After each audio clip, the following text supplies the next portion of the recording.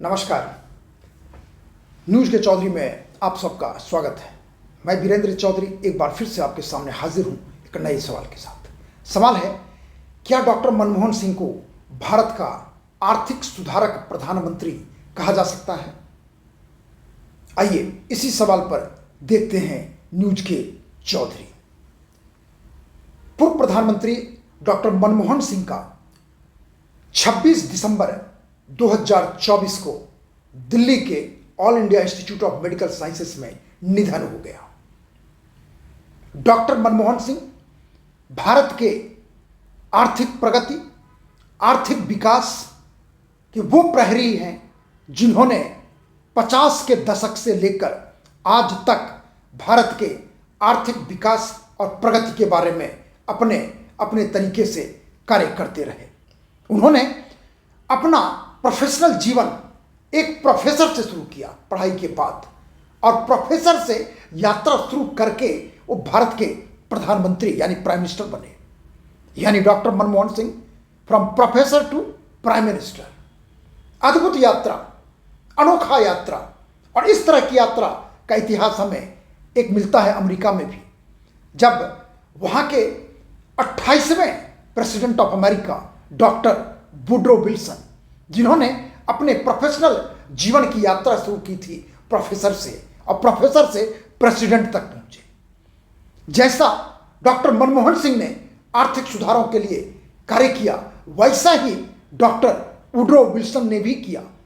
बल्कि आर्थिक ही नहीं, अंतर्राष्ट्रीय जगत में भी उन्होंने एक अपनी पहचान बनाई।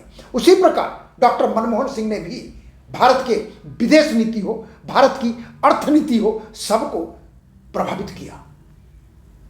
और हम आपको प्रधानमंत्री नरेंद्र मोदी के वक्तव्य सुनाना चाहेंगे।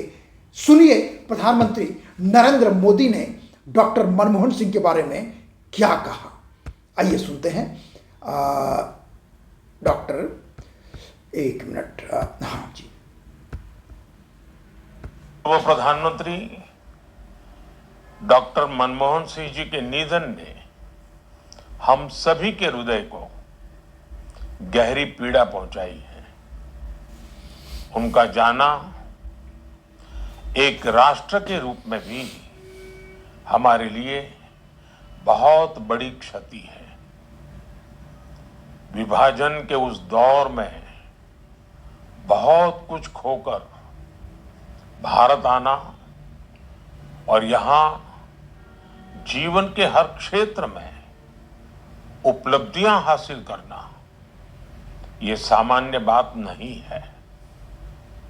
अभावों और संघर्षों से ऊपर उठकर कैसे ऊंचाइयों को हासिल किया जा सकता है, उनका जीवन ये सीख भावी पीढ़ी को देता रहेगा।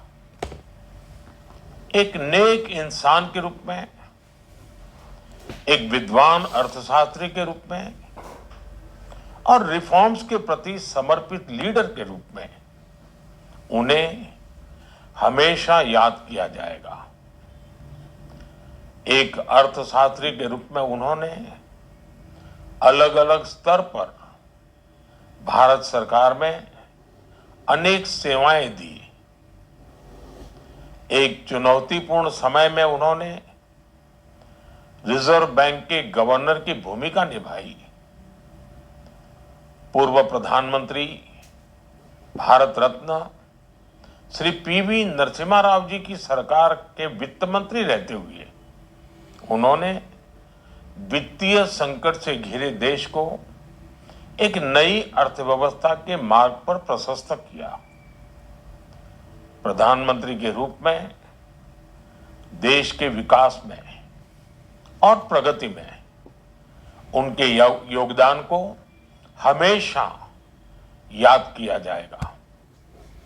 प्रधानमंत्री नरेंद्र मोदी ने डॉक्टर मनमोहन सिंह के निधन पर क्या कहा, आपने सुना। और जो मेरा सवाल है कि भारत के सुधारक, आर्थिक सुधारक प्रधानमंत्री के रूप में डॉक्टर मनमोहन सिंह जाने जाते हैं, और प्रधानमंत्री नरेंद्र मोदी ने भी उसी बात को दोहराया है। और आर्थिक सुधार कार्यक्रम को जिस तरह से 1991 में तत्कालीन प्रधानमंत्री नरसिम्हा राव ने शुरू किया, और नरसिम्हा राव ने ही डॉक्टर मनमोहन सिंह को वित्त मंत्री बनाया। और वो फेमस कोट है जो मैं आपको जरूर सुनाना चाहूंगा कि नरसिम्हा राव ने उनसे कहा कि मैं आपको काम करने की पूरी तरह से आजादी दूंगा। अगर हमारी नीतियां कामयाब होती हैं तो हम सब उसका श्रेय लेंगे, अगर हम कामयाब नहीं होते हैं तो आपको जाना पड़ेगा। लेकिन डॉक्टर मनमोहन सिंह को जाना नहीं पड़ा, बल्कि भारत की अर्थव्यवस्था को ट्रैक पर आना पड़ा।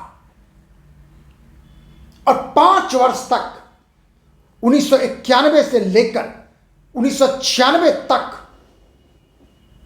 डॉक्टर मनमोहन सिंह ने नरसिम्हा राव के नेतृत्व में चौतरफा आलोचना सहकर संसद हो या संसद के बाहर उन्होंने एकमात्र उद्देश्य रखा कि भारत के तथाकथित हिंदू ग्रोथ रेट जो बदनाम करने के लिए क्वाइन किया गया कि 5% से ज्यादा नहीं बढ़ता, उसको उन्होंने 7% से ऊपर लाकर दिखा दिया।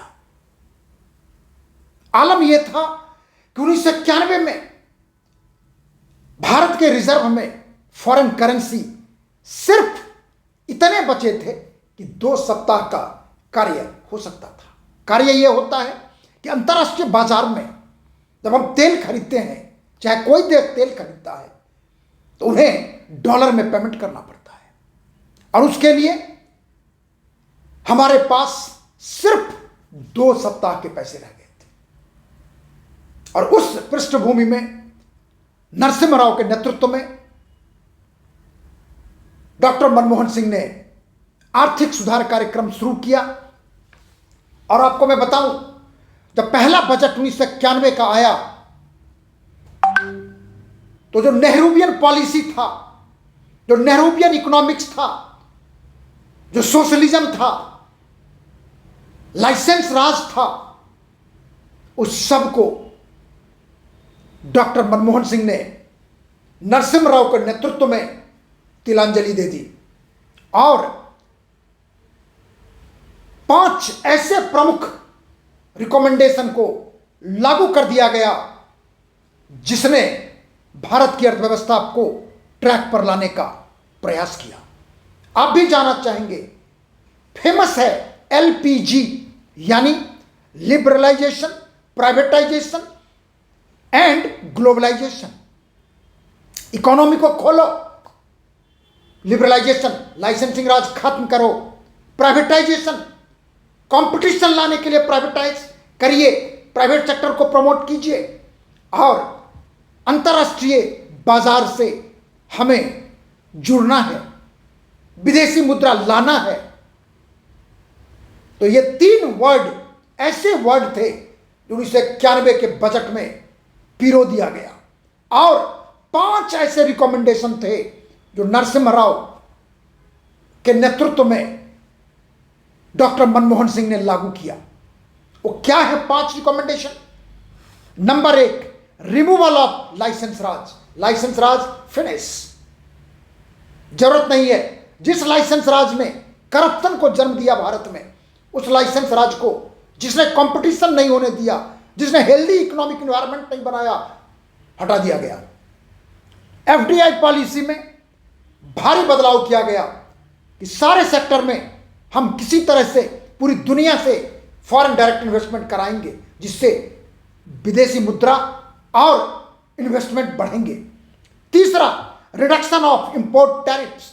जो अनावश्यक, जो विदेश से कुछ सामान आते थे, उस पर इतने टैरिफ ठोक दिए जाते थे कि उसके 5 रुपए की कीमत बढ़ के भारत के बाजार में आके 50 रुपए हो जाता था, 100 रुपए हो जाता था। उस टैरिफ को घटाया गया।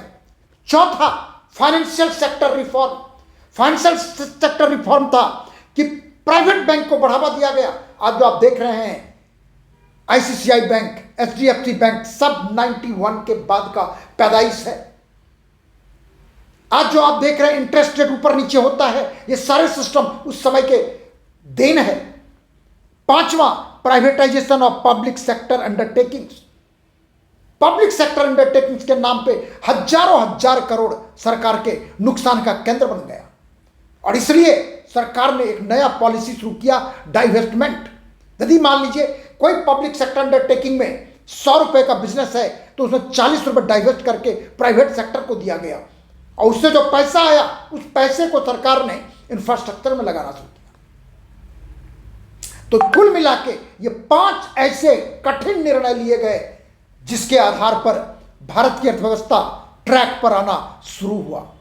और जो हिंदू ग्रोथ रेट की बात हो रही थी वो 5%, यानी हिंदू 5 से ज्यादा बढ़ नहीं सकता, भारत को बदनाम किया गया क्योंकि हमने ऐसा चोला पहन रखा था कि उस चोले में 4% से ऊपर बढ़ना असंभव था। लेकिन नरसिम्हा राव का नेतृत्व, मनमोहन सिंह की काबिलियत ने उस 4% के ग्रोथ रेट को दुगुने से आगे बढ़ा दिया और उसके बाद नरसिम्हा राव और मनमोहन सिंह के शुरू किए गए कार्य को अटल बिहारी वाजपेयी ने भी जारी रखा और उसके बाद 2004 में डॉक्टर मनमोहन सिंह भारत के प्रधानमंत्री बनते हैं और लगातार 10 साल तक वो भारत के प्रधानमंत्री रहते हैं और उन्होंने जितने भी कार्यक्रम, आर्थिक सुधार कार्यक्रम, अंतर्राष्ट्रीय संबंधों पर उन्होंने पूरी तरह से ध्यान दिया,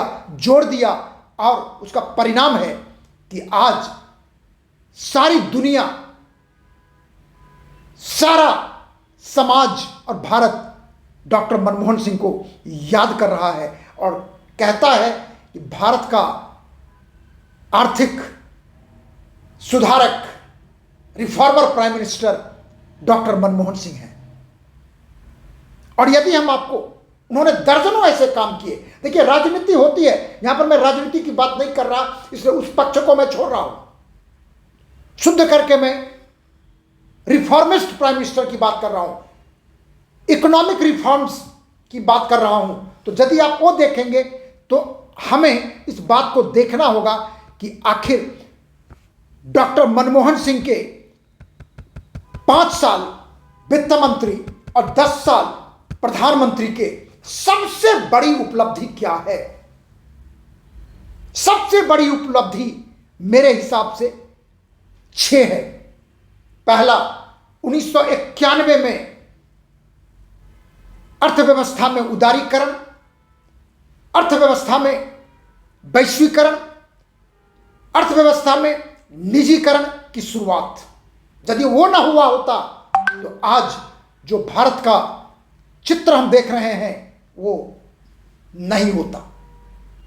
दूसरा, 2005 सूचना का अधिकार,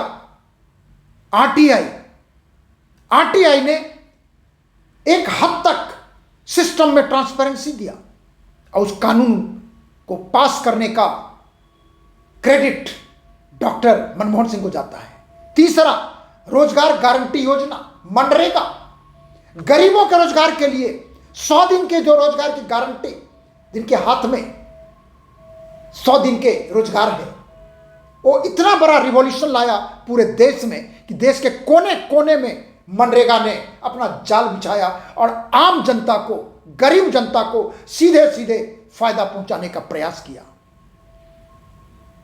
चौथा, न्यूक्लियर डील अमेरिका के साथ, जिस पर यूपीए में भारी हंगामा हुआ, सरकार गिरने की नौबत आ गई, लेकिन डॉक्टर मनमोहन सिंह ने इस्तीफा देने की धमकी दे डाली कि यदि न्यूक्लियर डील नहीं होगा तो हम प्रधानमंत्री पद से इस्तीफा दे देंगे। लेकिन वो डील हुआ। आधार कार्ड, जिसको लेके तरह तरह के विवाद हुए, तरह तरह के प्रोटेस्ट हुए, लेकिन आधार कार्ड का भी योगदान डॉक्टर मनमोहन सिंह के पक्ष में जाता है। छठा शिक्षा का अधिकार, राइट टू एजुकेशन, इसको भी कानून बना के डॉक्टर मनमोहन सिंह ने कुल मिला के ये 6 ऐसे ऐतिहासिक कार्य हैं जो भारत कभी डॉक्टर मनमोहन सिंह के कार्य को भूलेगा नहीं। और जहां तक आर्थिक सुधार का है तो निश्चित रूप से उसमें जो भी है ये तो तय है कि भारत आने वाले जनरेशन भी कभी इस बात को भूला नहीं पाएगा कि भारत का आर्थिक सुधारक प्रधानमंत्री जिसने सुधार की प्रक्रिया की शुरुआत की वो प्रधानमंत्री नरसिम्हा राव और उनके वित्त मंत्री डॉक्टर मनमोहन सिंह थे। इसलिए हमारे विचार से निश्चित रूप से डॉक्टर मनमोहन सिंह भारत के आर्थिक सुधारक प्रधानमंत्री हैं। इसमें कोई किंतु परंतु का सवाल नहीं उठना चाहिए। आखिर में यदि आपको कार्यक्रम अच्छा लगता है तो इसे आप लाइक करें, शेयर करें और यदि कुछ कहना चाहते हैं तो कमेंट सेक्शन में जाकर अपनी बात जरूर लिखें। आखिर में आपसे एक प्रार्थना है कि मेरे YouTube चैनल को आप जरूर सब्सक्राइब कीजिए, क्योंकि आपके सब्सक्राइब करने की वजह से ही हम आपके साथ हैं और दिली ख्वाहिश है, दिली तमन्ना है कि मैं अपनी बात आपसे लगातार शेयर करता रहूं, जिसमें आपका सहयोग चाहिए। आपके सहयोग के बिना ये संभव नहीं है।